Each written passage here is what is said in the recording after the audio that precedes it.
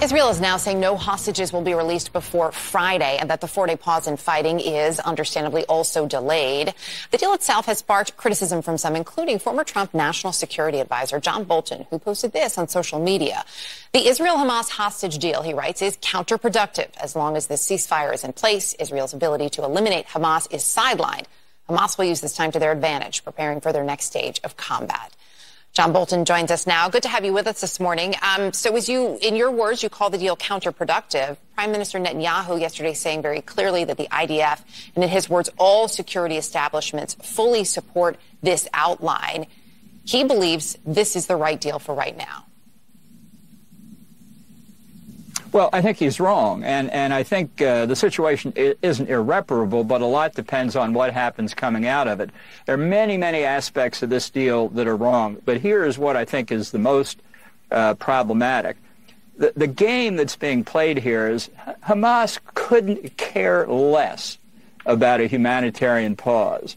What they're interested in is getting a pause started and then extending it to become a truce, and then extending it further to become a ceasefire. Now, that may not happen all at once, but Hamas benefits more than the Israeli Defense Forces do by having this pause, because when the conflict begins again, as Prime Minister Netanyahu said it was, the blame will be placed on Israel. We already see resolve in the White House slackening to achieve what Israel said was its objective, and which is a legitimate objective of self-defense, and that's the elimination of Hamas.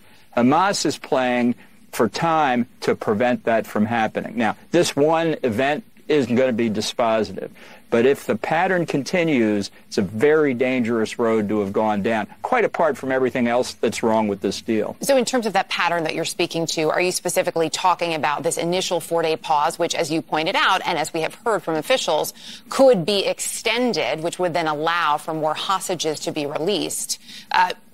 You pointed out, the Prime Minister has said the fighting will resume, but are you concerned that that may not happen? Sure. Look at what's wrong with exactly that provision in the deal. Who in their right mind allows their adversary, their enemy, to determine the length of the ceasefire? And by the way, when the end of the 4 days come and Hamas says, well, we can't produce 10 hostages tomorrow, but we'll produce 5. I mean, you can see how this can play out. I don't expect it to happen all at once, but I do expect several iterations of this that will see the White House, which is desperately fearful of the pressure from the Democratic left, the pro-Palestinian Democratic left, on the president's re-election chances.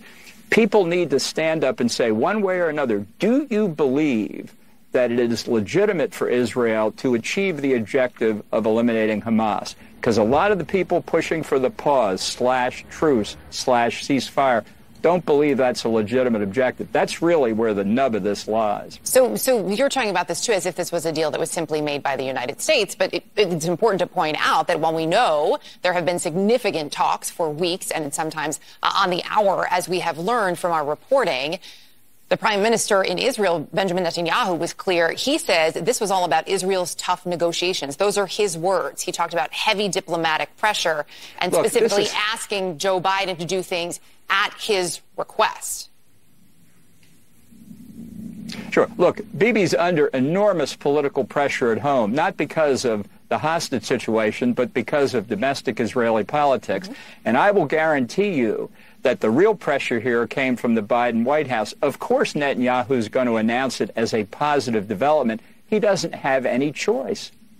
What do you think we're going to hear in terms of when this deal could be started? We were told this morning from different representatives that this is really sort of technical, right? Getting all the ducks in a row is what it sounds like. We're waiting on this announcement. Do you believe that it could, in fact, happen on Friday? Well, I don't know. I mean, I have a strong belief in Hamas's utter cynicism that goes along with its depravity. And I think the idea that you string this out and you hear these endless tales about, obviously, the anguish that the families are going through, they're just upping the pressure on Israel not to get back into active military hostilities. And I would say also the exuberance about all this aid coming into Gaza You know, when Herbert Hoover began the first American international relief effort in World War I, he had two basic principles. Number one, aid must not go to combatants, only to non-combatants, and the aid must be distributed or monitored by the donors. Have all those trucks been monitored independently? Do we know Hamas will not seize the aid once it gets into Gaza? You know, these are things you never hear anything about, but you need to worry that those trucks aren't really supplying Hamas. So there have been specific discussions about the fuel in particular and to how that will be monitored and where it will be going. I'm curious, as we look at everything that's happening in the region, we have news this morning, of course, that U.S. warship shot down multiple one-way attack drones that had been launched from Houthi-controlled areas of Yemen. It's just the latest example of rising tensions in the region. As we see all of this rising tension, is there a concern in your mind that this could escalate into a broader conflict for the region?